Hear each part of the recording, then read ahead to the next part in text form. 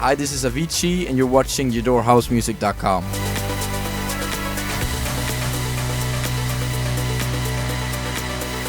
So, what do you think about Vancouver so far? I love it. It's very beautiful. It's a beautiful city. Tell me how you first got into music and later producing music. What were your influences? Why did you get into it? Well, I kind of played guitar before, and I wasn't very good. And then I heard like some of Daft Punk's earlier stuff, and then I kind of just wanted to give it a try. And I downloaded my first sequencer, and then I got hooked like straight away. You have your own unique style that defines you as Avicii and Tim, and so what would you say it is, and what's your secret in finding that? Like melodic house. I'm not sure that's what I would call it. You know, I'm just trying to keep it kind of melodic and still very big.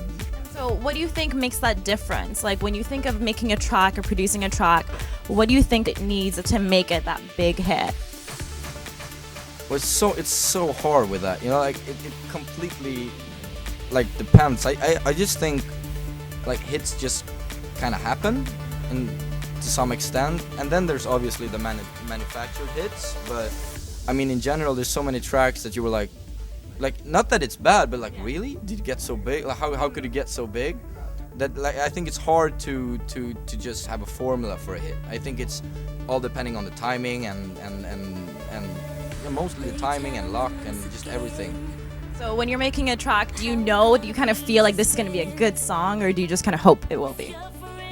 Well, I just know like what I like, right? So I like, but I realize a lot of tracks that I think are like just okay that I've done end up getting much bigger than I thought they would be, and then tracks that I think are amazing end up getting much smaller. So it's the same thing there. Like it's so hard to predict.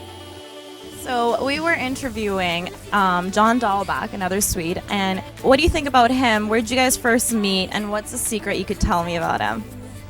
Well, we first met through my manager, who is in touch with Joya Records. So they kind of set it up, and he did a remix for one of my tracks called Alcoholic. And then they proposed us, it would be cool for us to do a collabo. And then obviously I've been really into his sound from before. So for me it was a big honor to be able to work with him. And then we kind of just went to his studio and kind of just played around a bit. He's the most laid-back person one of the most laid-back people I've ever met, I think, yeah. You guys all talk Swedish together?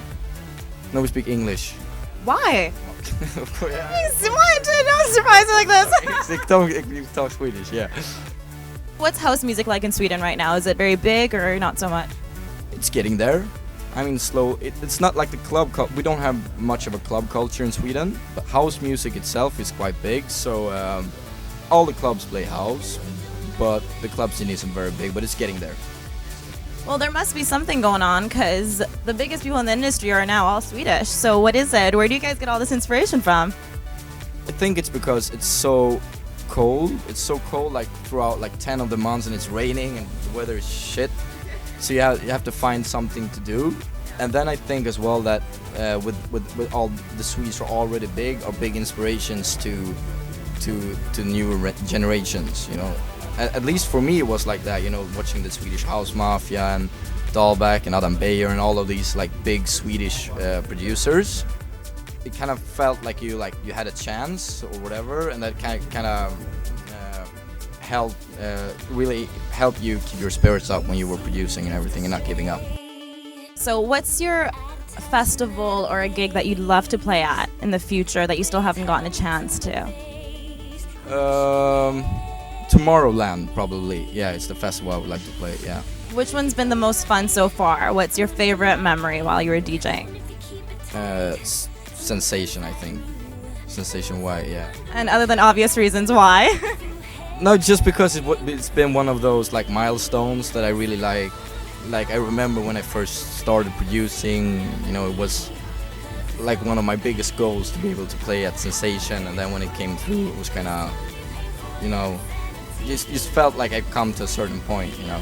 And you work with some big names like Tiesto and Grosso and John Dahlback, and how does it feel to work with so many like great people in the industry?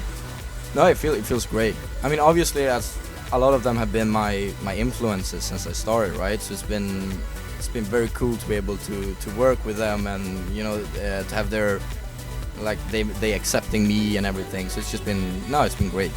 And who would you say we need to watch out for next? Well, like a very good friend of mine back in Sweden is doing very well in the studio. He has a couple of unreleased stuff that's really looking big. It's called Otto Knows. He is really good, definitely one to look out for. And Phil Good as well, who has been studying and stuff, but he's really getting, I did some stuff with him a while back as well, but he's really getting into it now and starting to come up with some really cool productions. Could you tell us what you're working on next and what we could expect out of you next? I'm working on a collaboration with Tiesto and Sebastian Ingrosso, and yeah, I'm just gonna try. Besides that, I'm trying to lay off the remixes a bit and try to focus more on my solo stuff for the rest of 2010.